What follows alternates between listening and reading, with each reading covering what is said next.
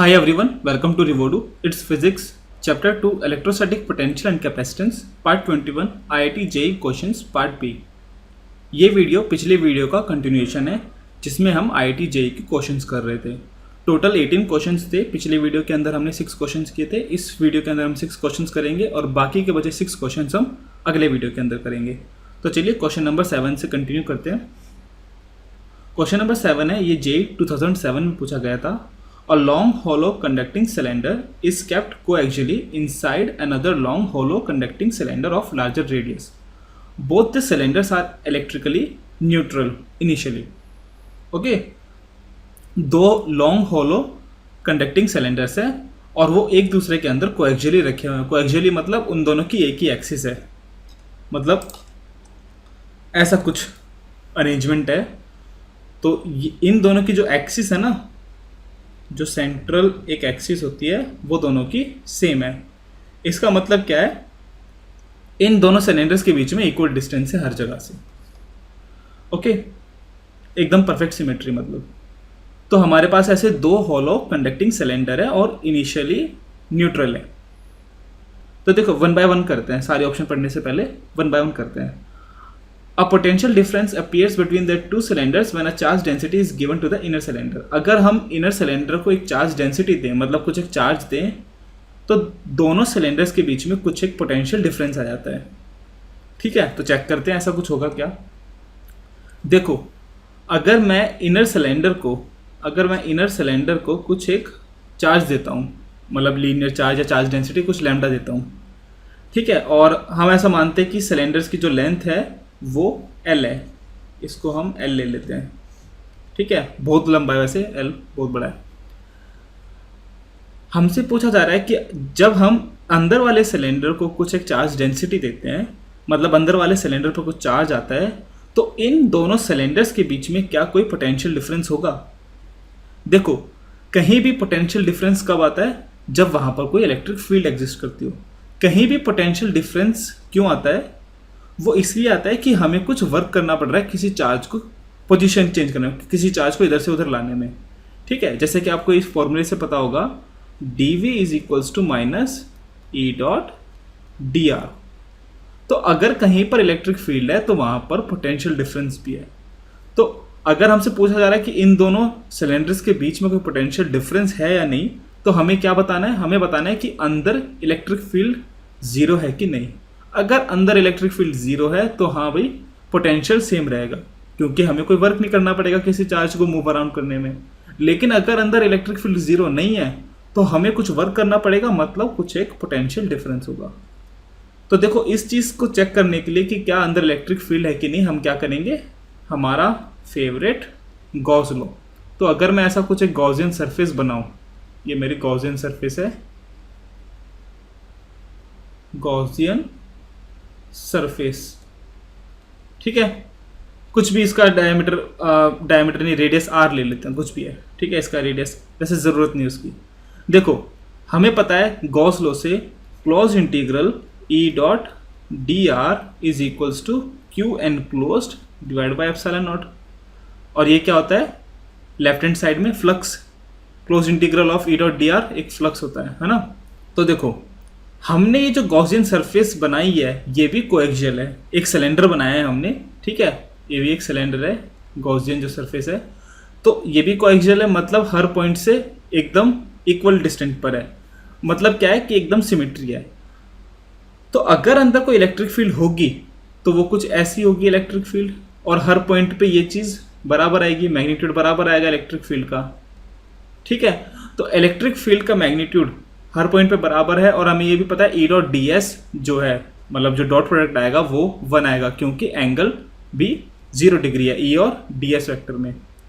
ठीक है, तो इसका मतलब क्या है कि E close integral D S is equals to Q enclosed. Q enclose कितना आएगा, इस गॉसियन सरफेस के अंदर एनक्लोजिंग चार्ज कितना है, लैम्डा इंटू ये लेंथ एल। ठीक है, तो कुछ lambda L by epsilon not. तो देखो, क्लोज्ड इंटीग्रल डी एस ये 0 नहीं हो सकता। ठीक है, इसका मतलब क्या है कि इलेक्ट्रिक फील्ड एक नॉन ज़ीरो वैल्यू आएगी। Electric field non zero value आई, इसका मतलब क्या है कि इस रीजन के अंदर ये जो खाली स्पेस है इसके अंदर कुछ एक इलेक्ट्रिक फील्ड एग्जिस्ट करती है, और अगर अंदर इलेक्ट्रिक फील्ड एग्जिस्ट करती है तो पक्का वहां पर कुछ एक पोटेंशियल डिफरेंस जरूर होगा। ठीक है, तो ये ऑप्शन सही लग रहा है। ठीक है, ये ऑप्शन सही है। Option B, a potential difference appears between the two cylinders when a charge density is given to the outer cylinder. अच्छा, अब अंदर की बजाय मैं ये लैम्डा ना बाहर लेता हूँ। ठीक है, बाहर वाले को दिया हमने चार्ज। ठीक है, तो देखो अभी भी हमें ये बताना है कि क्या इन दोनों सिलेंडर्स के बीच में कोई पोटेंशियल डिफरेंस है। तो जो अभी हमने किया वही करना है दोबारा से, मतलब अंदर ये चेक करना है कि अंदर इलेक्ट्रिक फील्ड एग्जिस्ट करती है कि नहीं। तो अगेन हम गॉस लॉ लगाएंगे। ठीक है, तो देखो जब सेकंड केस में गॉस लॉ लगाएंगे ना ऑप्शन बी के लिए, तो यहाँ पर ये जो टर्म है क्यू एनक्लोज्ड ये जीरो आ जाएगी, क्योंकि अंदर कोई चार्ज ही नहीं है, चार्ज तो बाहर है। ठीक है, जब ये टर्म जीरो आ गई इसका मतलब क्या है कि यहाँ से इलेक्ट्रिक फील्ड जीरो आ गया, और अगर इलेक्ट्रिक फील्ड जीरो आ गया तो मतलब पोटेंशियल कांस्टेंट रहता है, तो ये ऑप्शन गलत है। C, no potential difference appears between the two cylinders when a uniform line charge is kept along the axis of the cylinder. अच्छा, इसी फिगर के अंदर कर लेते हैं। अगर मैं एक वायर अंदर डाल दूं, ठीक है, कुछ एक वायर डाल दूं जिस पर कुछ चार्ज हम लैम्डा ले लेते हैं।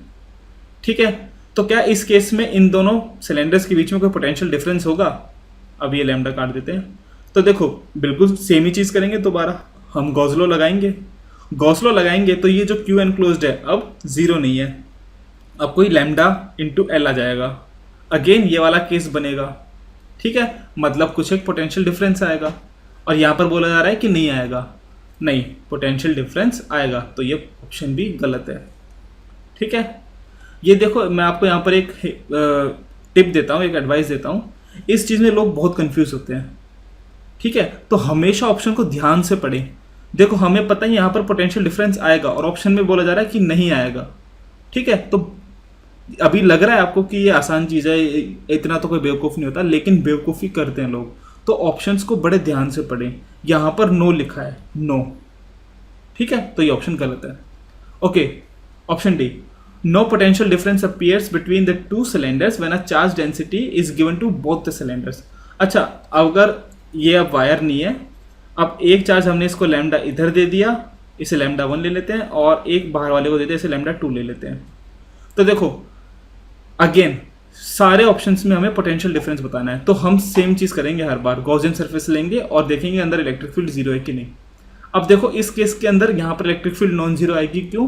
क्योंकि अभी यहाँ पर चार्ज एनक्लोज्ड जीरो नहीं होगा, लैम्डा एल होगा। ठीक है, तो इलेक्ट्रिक फील्ड अभी क्या होगी? नॉन जीरो, मतलब कुछ एक पोटेंशियल डिफरेंस आएगा। तो अगेन ये ऑप्शन गलत है, पोटेंशियल डिफरेंस आएगा। ठीक है, तो देखो जब आपको प्रैक्टिस हो जाएगी ना तो आपको इस क्वेश्चन में हार्डली 2 मिनट लगेंगे। ठीक है, चलिए नेक्स्ट क्वेश्चन पे चलते हैं। तो चलिए नेक्स्ट क्वेश्चन है क्वेश्चन नंबर 8, जो कि जेईई 2007 में पूछा गया था। Positive and negative point charges of equal magnitude are kept at 0 a/2 and 0 a/2 respectively. The work done by the electric field when another positive point charge is moved from -a00 to 0 is option है positive, negative, 0, और fourth option है depends on the path connecting the initial and final positions. तो देखो question क्या है, हमारे पास positive और negative point charge है इक्वल मैग्नीट्यूड के, और जो कि z एक्सिस पे रखे हुए हैं 0 a/2 पर और 0 a/2 पर। फिर हमसे पूछा जा रहा है कि work done by the electric field का वर्क क्या होगा अगर हम एक पॉइंट चार्ज को, पॉजिटिव पॉइंट चार्ज को -a00 जो कि x एक्सिस पे है उसको उठा के एक पॉइंट पर रख दे जो कि y एक्सिस पे है 0 a0। तो इलेक्ट्रिक फील्ड का वर्क डन पॉजिटिव होगा, नेगेटिव होगा, 0 होगा, या फिर वो उन दोनों पॉइंट्स के बीच में जो पाथ है उस पर डिपेंड करता है। तो देखो ये क्वेश्चन पढ़ते हैं ना, आप ये वाला ऑप्शन तो स्ट्रेट अवे डिस्कार्ड कर सकते हैं, क्योंकि इलेक्ट्रोस्टैटिक फोर्स कंजर्वेटिव फोर्स है, और कंजर्वेटिव फोर्स का जो वर्क होता है वो इंडिपेंडेंट ऑफ पाथ होता है। ठीक है, तो पाथ तो डिपेंड नहीं करता, तो ये ऑप्शन तो बिल्कुल गलत हो गया। अब हमें देखना है कि वर्क डन पॉजिटिव होगा, नेगेटिव होगा, 0 होगा। तो सबसे पहले तो हम एक फिगर बनाते हैं कि कैसे चार्ज रखे हुए हैं। तो देखो हमारा कोऑर्डिनेट सिस्टम कुछ ऐसा है, और एक चार्ज इधर रखा हुआ है, इसको हम Q ले लेते हैं, ये पॉइंट है 0 0 a/2 और एक चार्ज यहाँ रखा हुआ है, ये है -q और ये कोऑर्डिनेट है 0 0 -a/2। ठीक है, अब देखो कोई पॉइंट इधर है जो कि है -a 0 0, यहाँ पर कोई पॉजिटिव पॉइंट चार्ज है, उसको उठा के हमने इधर रख दिया। ठीक है, किसी भी पास से रखा हो, और ये पॉइंट है 0 a 0। तो हमें बताना है इलेक्ट्रिक फील्ड का जो वर्क होगा वो पॉजिटिव होगा, नेगेटिव होगा या जीरो होगा। तो देखो, जैसे कि हमको पता है इलेक्ट्रोस्टैटिक फोर्स एक कंजर्वेटिव फोर्स है, तो जो इसका वर्क होता है ना, वो अगर हमें पता लगाना है तो हमें एक तरीके से क्या पता लगाना है कि पोटेंशियल एनर्जी कैसे चेंज हो रही है। अगर change in potential energy positive है, इसका मतलब क्या है कि work done by electric force क्या हुआ, नेगेटिव। और अगर change in potential energy negative है तो work done by electric force क्या हुआ, पॉजिटिव, है ना। ये कहाँ से आया, क्योंकि हमें पता है, ये हमने काफ़ी बार पढ़ा हुआ है कि work done by external force in bringing a charge from infinity to a point is equal to change in potential energy. और हमें पता है work done by external force is equals to negative of work done by electric field, क्योंकि external force और electric force opposite direction में है। तो यहाँ से हम कह सकते हैं कि change in potential energy is equals to negative of work done by electric force. ठीक है, तो यहाँ से हम ये चीज़ लिख सकते हैं। तो देखो, हमें अल्टीमेटली क्या देखना है कि पोटेंशियल एनर्जी कैसे चेंज हो रही है। तो देखो, अगर हम ये पता लगा लें कि इस पॉइंट से इस पॉइंट पर जाने में पोटेंशियल एनर्जी कैसे चेंज हो रही है, तो हम ये पता लगा सकते हैं कि work done by electric force positive है या नेगेटिव है या जीरो है। तो हमें क्या करना है, हमें इस पॉइंट पे इसको हम 1 ले लेते हैं। ठीक है, ये 1 पॉइंट है और ये है 2 पॉइंट। तो हमें u1 निकालना है और u2 निकालना है, फिर u2 माइनस u1 करना है। ओके, तो देखो u1 निकालना है, तो इन दोनों चार्जेस की वजह से यहाँ पोटेंशियल आएगा। ठीक है, तो पोटेंशियल एनर्जी इस पॉइंट पे देखो क्या आएगी, अगर मैं इसको कोई q डैश ले लेता हूँ। ठीक है, तो देखो हमें डिस्टेंस पता लगाना है इन दोनों पॉइंट्स के बीच में कितना है। तो अगर मैं इसको ऊपर से देखूं तो ये पिक्चर कैसे दिखेगी, ये सब अरेंजमेंट कैसे दिखेगा, एक ट्रायंगल बनेगा। तो ये पॉइंट है हमारा -a 0 0 और ये पॉइंट है 0 0 a/2 और ये पॉइंट है 0 0 -a/2। यहाँ पर चार्ज है -q और यहाँ पर चार्ज है +q। तो देखो, ज्योमेट्री से आप देख सकते हैं काफ़ी इजीली कि ये साइड और ये साइड बराबर है। ठीक है, अगर ये साइड और ये साइड बराबर है तो देखो इस केस के अंदर पोटेंशियल क्या आएगा, इधर u1 कितना होगा, k q, इसकी वजह से निकालते हैं। और यहाँ पर q डैश है, यहाँ पर q डैश है, इन दोनों साइड को हम d ले लेते हैं। ठीक है, तो u1 कितना होगा, k q q dash divide by d, और इसकी वजह से कितना होगा, प्लस इसकी वजह से भी आएगा ना, तो k minus q q dash by d। तो u1 कितना आएगा, 0। ठीक है, u1 आ गया 0। अब निकालते हैं u2। अब देखो फाइनल पोजीशन इधर है y एक्सिस पे, तो अगेन हमें देखना है कि डिस्टेंस कितना है इन दोनों चार्जेस के बीच में और ये 0.2 के बीच में। तो हम अगर x एक्सिस से देखें इस अरेंजमेंट को तो कैसे दिखेगा, अगेन एक ट्रायंगल बनेगा। ये पॉइंट है 0 0 a/2, ये पॉइंट है 0 0 -a/2 और ये वाला पॉइंट है 0 a 0। ठीक है, तो अगेन आप देख सकते हैं क्योंकि सिमेट्री है, या फिर आप ज्योमेट्री लगा लो, ये साइड और ये साइड बराबर हैं और अगेन ये भी d होंगे। ठीक है, तो अब देखो u2 निकालना है हमें, तो पहले इन दोनों चार्जेस की वजह से निकाल लेते हैं। यहाँ पर q रखा हुआ है, यहाँ पे q डैश है और ये -q है। तो u2 कितना होगा, पहले इन दोनों की वजह से k q into q dash divide by d, plus इसकी वजह से k minus q into q dash divide by d। तो u2 आया 0। तो u1 भी 0, u2 भी 0, मतलब पोटेंशियल एनर्जी दोनों पॉइंट पे 0 है। तो चेंज इन पोटेंशियल एनर्जी जो कि होता है u2 माइनस u1, ये आया 0। अगर पोटेंशियल एनर्जी में जो चेंज है अगर वो 0 है, इसका मतलब है work done by electric force is equals to 0। तो ऑप्शन कौन सा सही है, सी। तो option C is the correct one. ठीक है, चलिए क्वेश्चन नंबर 9 पे चलते हैं। तो चलिए क्वेश्चन नंबर 9 करते हैं। ये जेईई 2008 में पूछा गया था। क्वेश्चन है, Consider a system of three charges q by 3, q by 3 and minus 2 q by 3 placed at points A, B and C respectively as shown in the figure. Take O to be the center of the circle of radius R and angle CAB equals to 60 degree.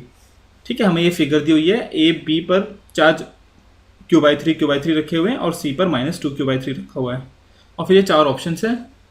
तो देखो option A है the electric field at point O is Q divide by 8 pi epsilon naught R square directed along the negative X axis. फिर B है potential energy of system is zero. C है the magnitude of the force between the charge C and B is Q square divide by 54 pi epsilon naught R square. और D है the potential at point O is this much. तो देखो हर चीज़ के अंदर हमें इन तीनों charges को use करते हुए potential energy, force, electric field और पोटेंशियल, ये तीन चारों चीज़ें बतानी है। ठीक है, तो देखो हमारे पास ए पर चार्ज है q बाय 3, बी पर चार्ज है q बाय 3 और सी पर चार्ज है माइनस 2q बाय 3। ठीक है, ओ बी रेडियस के बराबर है, ओ बी है r और ओ ए है r। ठीक है, तो देखो हमें हर जगह पर ए सी और बी सी की ज़रूरत पड़ेगी, तो ये निकाल लेते हैं।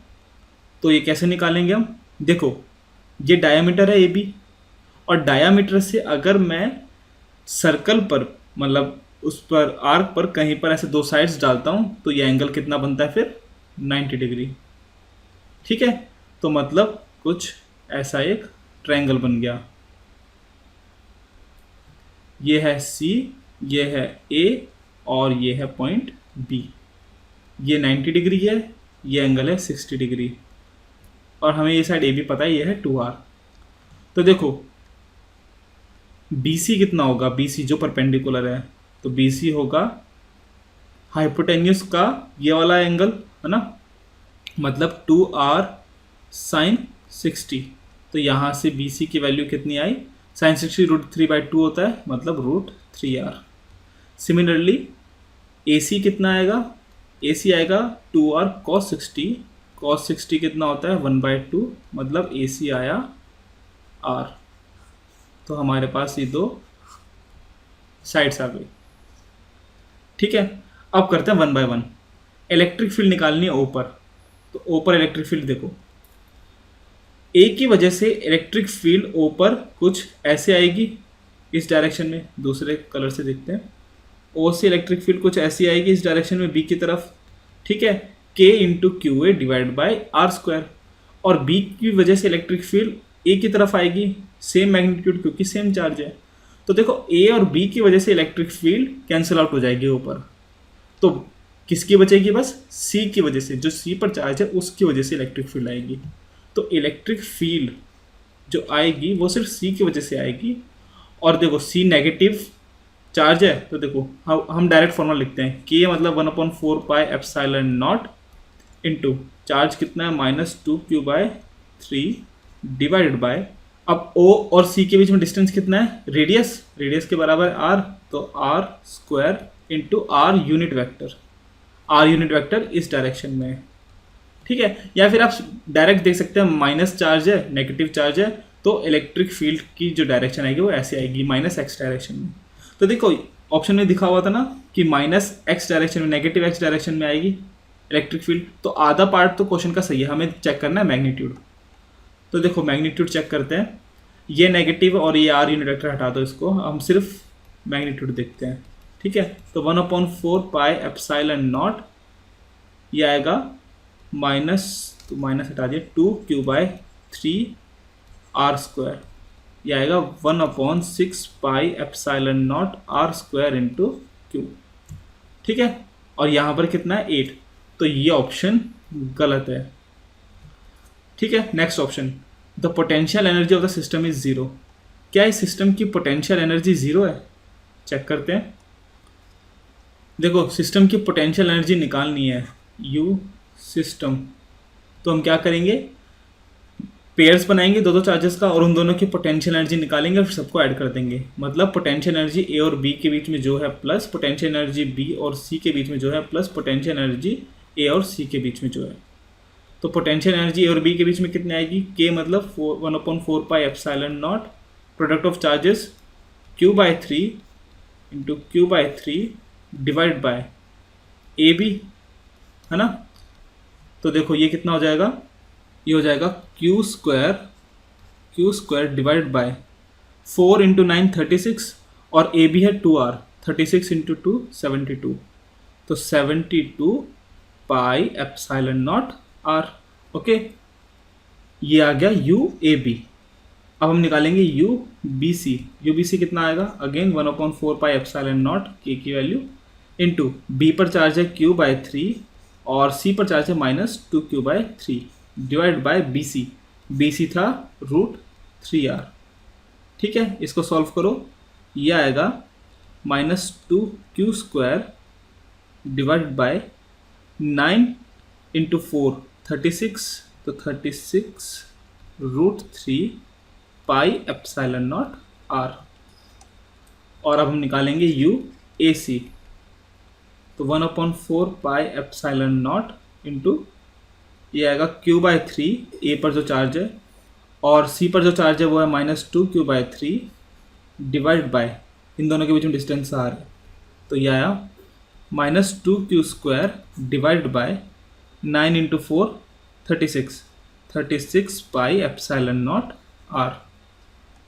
ठीक है, तो देखो आप है ना सिर्फ डिनोमिनेटर को देख के ये पता लगा सकते हैं कि इन तीनों का सम 0 तो नहीं आएगा, है ना। ऑप्शन में कितना है, ऑप्शन में ये पूछा गया है ना कि पोटेंशियल एनर्जी का सिस्टम की 0 है, तो अगर हम इन तीनों को ऐड करें तो आप डिनोमिनेटर को देख के बोल सकते हो हाँ कि इन तीनों का सम भाई नहीं आएगा 0। ठीक है, तो ये ऑप्शन भी गलत है। Option C, the magnitude of the force between the charges at C and B is. C और बी के बीच में जो फोर्स है, इलेक्ट्रिक फोर्स, उसकी वैल्यू कितनी है, मैग्नीट्यूड कितना है। तो ठीक है, हमें मैग्नीट्यूड देखना है। तो force between B and C it is equals to K Q B into Q C divide by B C square, यही होता है। ठीक है, के कितना होता है 1/4 pi epsilon naught, Q B है q/3 और सी है -2q/3। हमें मैग्नीट्यूड निकालना है तो माइनस हटा दो, और बी सी था √3, तो √3r का स्क्वायर। ठीक है, तो ये कितना आया, ये आएगा q² divide by 2 pi epsilon not into 3 into 3 9 into 3 और r स्क्वायर। ठीक है, तो ये आएगा q² divide by 54 pi epsilon not r square. ठीक है, तो फोर्स बिटवीन बी एंड सी आया q² divide by 54 pi epsilon not r square. हाँ, तो ये ऑप्शन सही है। और potential at point O is, O पर पोटेंशियल क्या आएगा, तो देखो अगर हमें पोटेंशियल एट O निकालना है तो V होगा KQA divide by OA plus QB divide by OB, है ना। मैं डायरेक्ट लिख देता हूँ, plus QC divide by OC। OA OB और OC तीनों R हैं, तो मैं यहाँ से लिख सकता हूँ K/R। ठीक है, QA था q/3, B था q/3, ये था -2q/3, तो पोटेंशियल एट O आया 0। और ऑप्शन में कितना दिया हुआ है, नहीं, पोटेंशियल 0 है, तो ये ऑप्शन भी गलत है। ठीक है, तो ये क्वेश्चन थोड़ा सा लेंदी था, थोड़ा सा आपको टाइम लग सकता है इसमें, बट नंदलेस थोड़ा सा इजी है, सारा मेहनत का काम है। चलिए नेक्स्ट क्वेश्चन पे चलते हैं, क्वेश्चन नंबर 10। तो चलिए क्वेश्चन नंबर 10 करते हैं। ये JEE 2008 में पूछा गया था।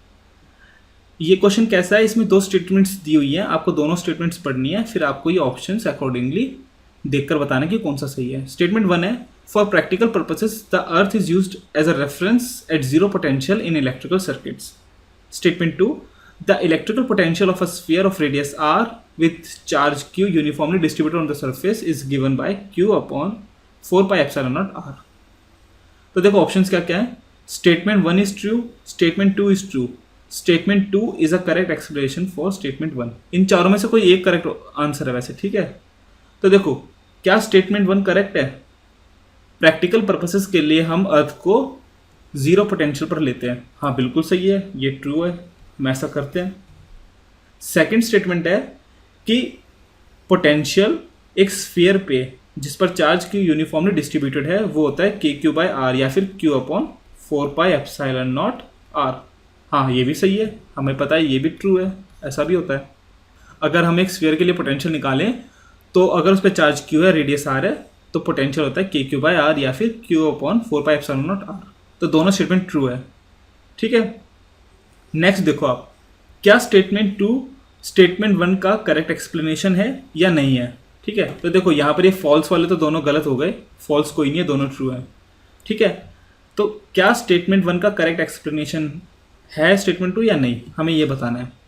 तो देखो, हम अर्थ को 0 पोटेंशियल क्यों लेते हैं। स्टेटमेंट 2 दिया हुआ है क्योंकि पोटेंशियल होता है के क्यू बाय आर, मतलब potential is directly proportional to 1 by R. तो देखो, बिकॉज अर्थ बहुत बड़ी है, आर बहुत ज़्यादा बड़ा है। ठीक है, because R is very huge. ठीक है, इसका मतलब क्या है कि जो पोटेंशियल ऑफ अर्थ होगा वो होगा के 1/4πε0 क्यू बाय आर। ठीक है, तो देखो क्यू अगर हम है ना कुछ चार्ज दे भी देते हैं, मतलब कुछ बहुत सारा चार्ज दे देते हैं, ठीक है, कुछ भी आपने दे दिया होगा 200 कूलम 300 कूलम कुछ भी है, लेकिन डिवाइड बाय आर जो कि आर है 6700 किलोमीटर, तो क्यू बाय आर की जो वैल्यू है ना, क्यू बाय आर ये बहुत छोटी होगी 1 से, या फिर हम कह सकते हैं कि VE 0 हो जाएगा। ठीक है, दोबारा बता देता हूं, Q बाय आर की जो वैल्यू होगी वो 1 से बहुत छोटी होगी, क्योंकि Q हम बहुत छोटा दे रहे हैं, बहुत छोटा चार्ज दे रहे हैं, लेकिन R रेडियस ऑफ अर्थ बहुत बड़ा है। ठीक है, इसलिए Q बाय आर की वैल्यू 1 से बहुत छोटी या फिर 0, इसलिए potential of earth is taken as 0। तो ए ऑप्शन करेक्ट, तो ए ऑप्शन करेक्ट है। ठीक है, तो चलिए क्वेश्चन नंबर 11 करते हैं। ये जेई 2012 का क्वेश्चन है। In the given circuit a charge of 80 microcoulomb is given to the upper plate of the 4 microfarad capacitor. Then in the steady state the charge on the upper plate of the 3 microfarad capacitor is, और ये हमारे पास 4 option है, 32, 40, 48 और 80। ठीक है, question क्या है कि एक कैपेसिटर है जो कि है 4 माइक्रोफैरड। ठीक है, और इस पर हमने चार्ज दिया प्लस 80 माइक्रोकूलम। अब इस कैपेसिटर को हमने ऐसे कनेक्ट कर दिया इन 2 कैपेसिटर से जो कि इनिशियली अनचार्ज थे। तो देखो, जैसे कि आपको पता होगा कि जितना चार्ज इधर से फ्लो करेगा, ठीक है, जो ये 80 चार्ज जो फ्लो करेगा, इसमें से कुछ इधर जाएगा, इसमें से कुछ इधर जाएगा। ठीक है, तो ये जो 80 माइक्रोकूलम चार्ज ये डिवाइड होगा। तो सपोज हम मानते हैं कि इधर अगर चार्ज क्यू गया तो इधर कितना जाएगा, 80 माइनस क्यू। ठीक है, तो इस कैपेसिटर पर चार्ज क्यू आया है और इस पर 80 माइनस क्यू आया है। ओके, और हमें यह भी पता है कि ये दोनों कैपेसिटर्स 2 माइक्रोफैरड और 3 माइक्रोफैरड एक ही पोटेंशियल पे, मतलब पैरेलल कनेक्शन, और पैरेलल कनेक्शन मतलब इन दोनों पे पोटेंशियल सेम है। ठीक है, तो अगर मैं इसे पोटेंशियल V1 मानूं और इसे V2 मानूं तो देखो V1 is equals to V2 है। ओके, नीचे करते हैं, V1 is equals to V2, या फिर V1 क्या होगा, Q1 बाय C1 और ये होगा Q2 बाय C2।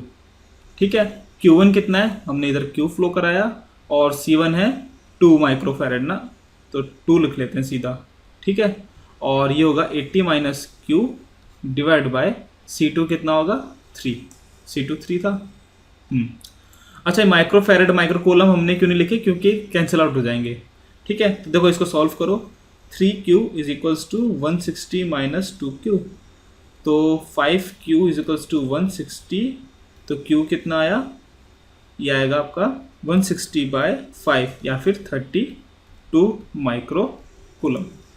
तो 32 माइक्रोकूलम, तो यहाँ पर 32 माइक्रोकूलम इधर गया और 80 माइनस 32 यानी 48 माइक्रोकूलम इधर गया।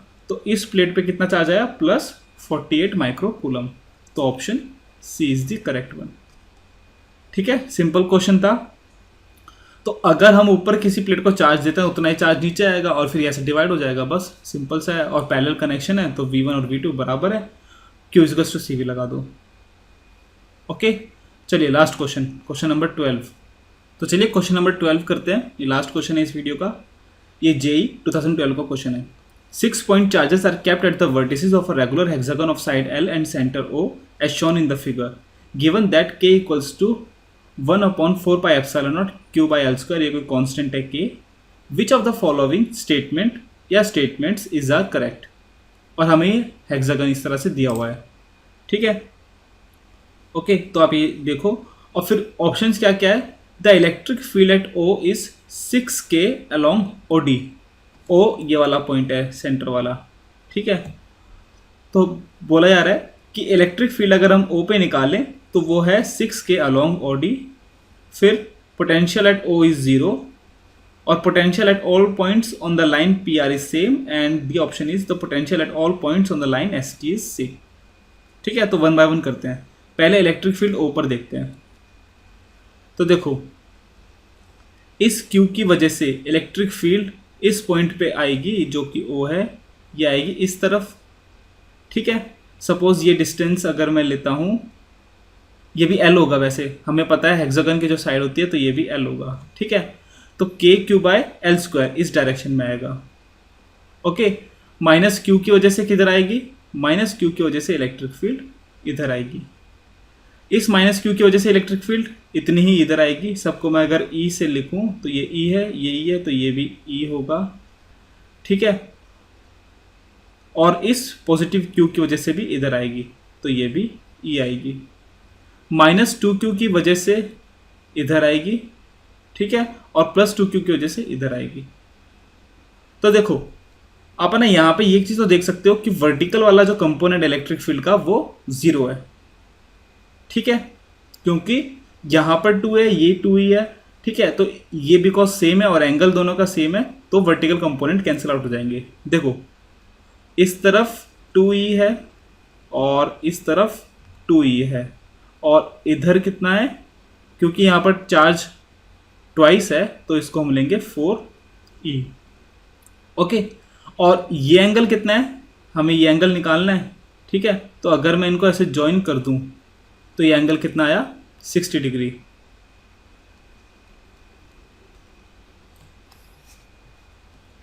ठीक है, तो देखो वर्टिकल कंपोनेंट कैंसिल आउट हो गए. हॉरिजॉन्टल कंपोनेंट होगा 4E प्लस 2E cos 60 और 2E cos 60, या फिर ट्वाइस ऑफ 2E cos 60, ठीक है. तो 4E प्लस 4E cos 60 कितना होता है, 1/2. तो ये कितना हो गया, 2. तो 6E और E की वैल्यू कितनी है, E की वैल्यू आएगी E is equals to KQ by L square, या फिर 1/4 pi epsilon naught Q by L square. तो हाँ, ये वाला ऑप्शन A सही है क्योंकि K की वैल्यू यही है, ठीक है. तो electric field at O is 6K. Option B देखिए, ऑप्शन बी है the potential at O is 0. तो O पर पोटेंशियल 0 है. क्या O पर पोटेंशियल 0 है, सेंटर पर. देखो जो सेंटर है हेक्सागोन का वो सारे वर्टिसेस से इक्वी डिस्टेंट होता है ना. OF, OA, OB, OC, OD, OE सब L डिस्टेंस है, ठीक है. सारे चार्जेस के बीच में डिस्टेंस है L. ओके, तो देखो पोटेंशियल अगर हम O पे निकालेंगे VO, ये होगा K QA divide by OA, या फिर L plus K QB by L plus K QC by L plus K QD by L plus K QE by L plus K QF by L. और यहाँ से मैं अगर K bye L common ले लूँ तो ये सम ऑफ ऑल चार्जेस है ना, QA plus QB plus QC plus and so on till QF. तो पोटेंशियल एट O ये है, लेकिन सम ऑफ ऑल चार्जेस तो 0 है ना. देखिए सम ऑफ ऑल चार्जेस 0 है क्योंकि प्लस Q के लिए एक माइनस Q है, प्लस 2Q के लिए माइनस 2Q है और Q के लिए माइनस Q है. तो सम ऑफ ऑल चार्जेस 0, इसका मतलब है पोटेंशियल एट O इज 0. तो बी ऑप्शन भी सही है. C option the potential at all points on the line PR is same. PR ये लाइन दी हुई है, क्या PR पर पोटेंशियल हर पॉइंट पे सेम है, मतलब क्या PR एक इक्विपोटेंशियल लाइन है. तो देखो है, क्योंकि आप इसको दो तरीके से देख सकते हैं.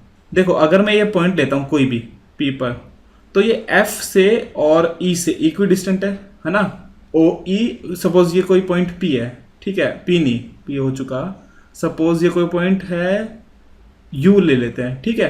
तो UF और UE बराबर है, कुछ भी होगा लेकिन बराबर होगा बिकॉज ऑफ सिमेट्री। तो KQ by UF plus K minus Q by UE दोनों मिलके कितना हो जाएगा, 0, ठीक है। सिमिलरली आप A और D देखो, ये पॉइंट A से और D से इक्वी डिस्टेंट है और चार्जेस पर दोनों इक्वल एंड ऑपोजिट है, ओके। तो इन दोनों की वजह से पोटेंशियल 0। और सिमिलरली B और C की वजह से आप इसको ऐसे भी देख सकते हैं कि देखो, अगर हमारे पास डाइपोल है, हम डाइपोल ले सकते हैं ना, प्लस Q और माइनस Q को, या प्लस 2Q को माइनस 2Q को, और इस Q को और इस माइनस Q को हम डाइपोल ले सकते हैं, ठीक है। तो हमारे पास ऐसे 3 डाइपोल हैं, ओके। तो अगर मैं एक लाइन लेता हूं जो कि परपेंडिकुलर बाइसेक्टर है इन डाइपोल्स पे, तो ये लाइन क्या होती है, इक्विपोटेंशियल, है ना, क्योंकि इक्वल डिस्टेंस है हर पॉइंट पे, हर चार्ज से। तो इसलिए क्या होगा, PR एक इक्विपोटेंशियल लाइन है, तो ये ऑप्शन भी सही है, ओके। ST ऐसा नहीं है। अगर मैं ST पर कोई पॉइंट लूं, सपोज मैं एकदम एक्सट्रीम ये वाला पॉइंट लेता हूं, तो ये प्लस 2Q से पास में और माइनस 2Q से बहुत दूर है। सिमिलरली प्लस वाले जो F पर चार्ज है प्लस Q इसके पास है, और जो E पर चार्ज है माइनस Q उससे दूर है, सिमिलरली B के पास। तो यहाँ पर पोटेंशियल जो आएगा वो पॉजिटिव आएगा और T पर नेगेटिव आएगा। तो ST इक्विपोटेंशियल लाइन नहीं है, तो ये ऑप्शन गलत है। तो ABC करेक्ट ऑप्शन है, ठीक है। सिंपल सा क्वेश्चन था, इसमें बस आपको सिमेट्री देखनी थी, ओके। सो गाइज, इस क्वेश्चन के साथ ये वीडियो खत्म होता है। अगर आपको इस वीडियो में कहीं भी किसी क्वेश्चन पे डाउट है या कुछ भी प्रॉब्लम है तो please comment. So please like, share and subscribe. Please come back for more videos, जो भी नेक्स्ट वीडियो ज़रूर देखना। And please follow reward on Facebook. Thank you.